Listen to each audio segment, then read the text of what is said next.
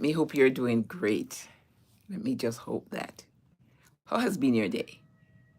Well, mine was really exciting. I attended a seminar today, and it was just phenomenal. It was on leadership. And real good leaders bring about some transformation. And servant leadership, you have to actually be in the place of others, serving others. So, so, so, so important. Be humble, be able to reach others, be able to glean as much as you can in order for success. And at the same time, you don't take all the praise, you share the praise when you think about leadership and transformational leadership. And of course, tapping into the resources and tapping on those who you see the talents, identifying them and help them to grow. That's part of transformational leadership. We could go on. But today, I just want to say a few points on just having the right attitude. Whether you're a nurse, a young nurse, or older nurse, or whoever you are, it's just so important. I quote from someone who spoke today saying that the having the wrong attitude is like having a tire that's blown. And if that tire is not repaired, then there is nowhere that you'll be going. It will just be stuck. And so we don't want that in our journey, in our life's journey. We want to be successful individuals. And therefore, we'll have to try and cultivate and develop the right attitude. Well, it's not an inborn thing. You have to cultivate that. You have to step out of the box. Yes, you got to do that at times in order to be successful. And just remember that in the event that you haven't been successful or you failed, that's the flip side of success. You have to readdress, readdress, and look and try again. Also, learn lessons from the failure. That will help you to move forward and to be successful. So, those are the words that I have to say to all of us today. You see, failure is on the flip side of success. And not many people realize that failure is on the flip side of success. And if you want to think about Con Ed or think about Jefferson, you're going to think about Edison. Success, Thomas Edison, it wasn't overnight.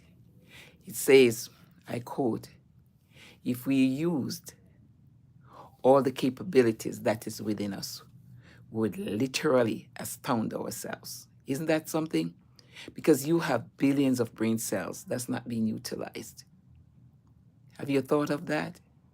There's no dumb persons. There is no dumb person. There is no dumb person. You just have to adapt and make yourself flexible. Yes, adaptable. Adaptable in order to reach, to gain success. You have to have the mindset, that positive mindset. You know, the stories told of children going to school, and there was one child who actually said he didn't get a good grade on his math, but he took it this way. Oh, I don't think I'll be successful. I'm not a math person.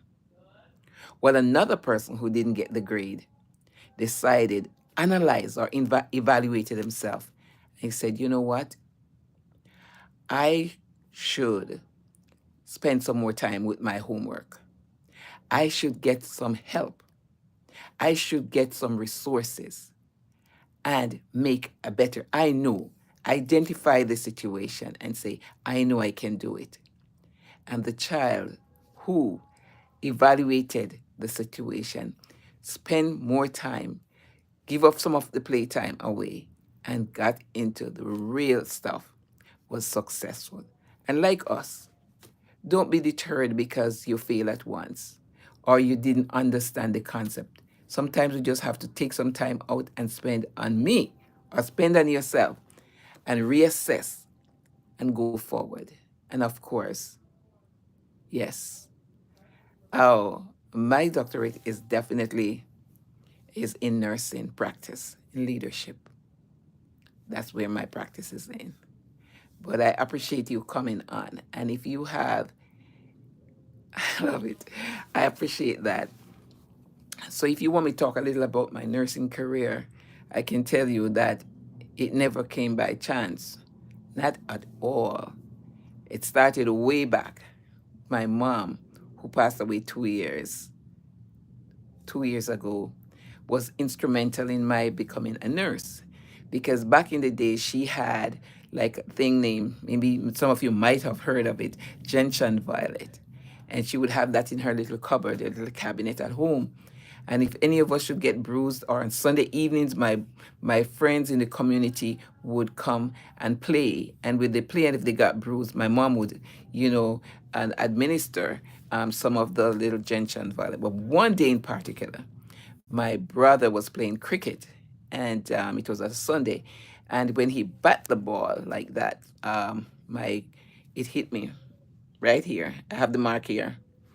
And I recall they took me to the doctor. Now, the doctor at that time, I must say honestly, he did not do a good thing with the suture because the mark is still here and stitched, I would say. You know, before saying sutured, I just know that the stitches that they gave. And so that happened. They took me to the doctor and all of that. And I had to remove the stitches at a certain time. And following all of that, growing up, I wanted to become either a nurse or a social worker. You might have heard me say that before. Uh, all right. I wanted to become a social worker or so. And then when I went to high school, I still in my head, embedded in my brain, I wanted to be a nurse. So I went Northern Caribbean. It was West Indies College High School at the time in Jamaica, West Indies. And there I went to high school, and I still continue with that mindset. I wanted to become a nurse. I wanted to help. I was passionate about that. I became a nurse many years ago. And after my bachelor's, I worked. I was at I went to I went to University of the West Indies, where I had done critical care of the critically ill for 1 year. Then I worked at Kingston Public, all right, hospital, and then everybody was thinking of going abroad, going abroad. I didn't get through at first, but nursing has caused me to be in here. I was recruited in America as a critical care nurse. I worked in different areas, different capacities, and now I've retired. The last area of work for me was nursing education, where I worked some years, and then after worked some years, I retired like roughly 3 years ago. I decided to do some podcasting. I'm a podcaster, I'm a YouTuber, and of course, if you have not received my book yet, the book is, as I told you, I'm passionate about nurses and seeing my young nurses do well. And so I've had the experience whereby many of the nurses that I had experience with in orientation and also in onboarding, I see where some gaps are. And I decided that in my book, Nurse, the Guide to Empower New Nurses in the Delivery of High Quality Care to All Patients. Yes, definitely. That was my goal and my aim, to share my knowledge. And of course, if I tell you some of my experiences, you're going to be, ooh, yes, I have been there. I've cared for a cross section of patients abroad and many, I would say, different countries, and right here, different states, right here, and a diverse group, culturally congruent care. I've offered that. And I received that when I went to other countries. And I must say that I was one of the first responders at 9/11, and that's a story by itself. It's in my book. Also, I've cared for high profile individuals. And as I said, across the board, very rich, very poor. It doesn't matter. All patients deserve individualized care, and that's what matters. Culturally congruent care. So I've done that, done some of that, and I've met people of different status. I would say very interesting profession, and I've met people who need skills that I have had over the years that I shared. I like the fact that I'm able to share some areas of nursing that may seem a little critical because I've been a critical care nurse for many, many years. Now, just this August, I decided I will not um, research for my critical care. But I was, until this August, it was there, certification wise. So I've been registered now as a CCRN, CCRN alumnus. So that's where that status is. So I'll write that next, just alumnus for that. But I have the privileges of going on and getting information on critical matters in nursing and in medicine. So I'm excited that you come on, that you have come on to share with me some of my journey in nursing profession. But today I must say that I attended a session, a session symposium, and one of my takeaways is that we must have the right attitude. And if we don't have the right attitude, we'll be like a tire that is that needs pumping up, a tire that's burst. And unless you change that tire, it cannot move. The vehicle cannot move. So to me, this is interesting. We ought to cultivate, we ought to embrace the positive attitude because we are living in a world that is full of what? Trials, trials of all kinds, and somebody needs to hear your story. Somebody needs to hear your support, what you can do to alleviate or lessen some of the stress factors that's all around us.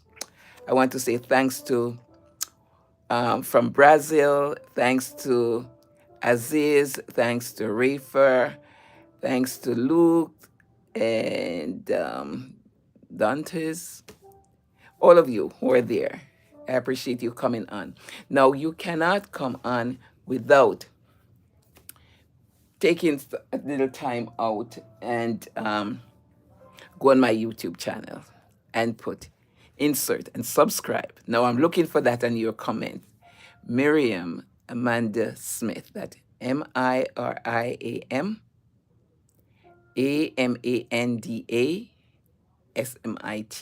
That's Miriam Amanda Smith. Yes, that's me.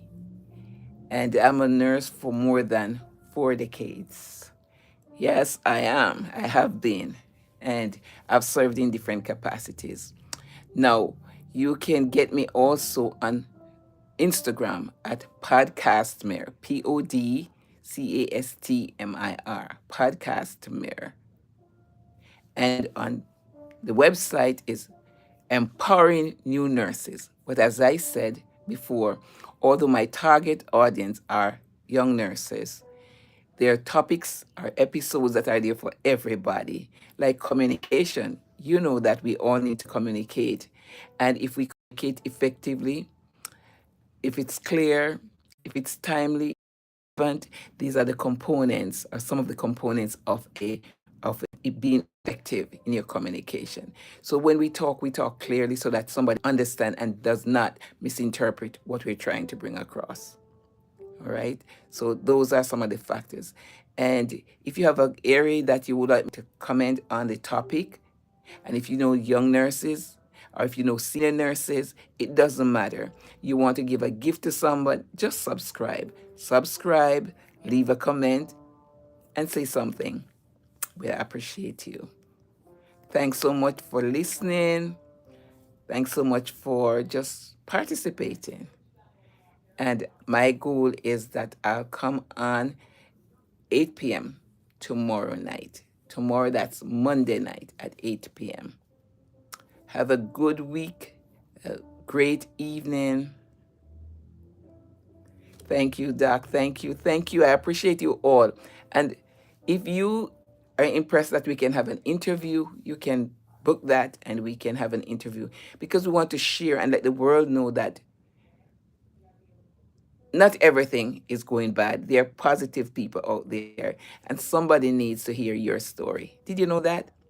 Yes, somebody's out there. We have over 8 billion people in the world, and your story might just impact someone to listen or to make a different switch in their mindset and stop being an imposter syndrome, dealing with that, or being standing in their own cell.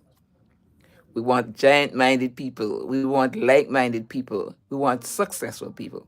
And those are the people we're going to try to stick around so that we can make the world a better place. Have a great evening. Bye bye.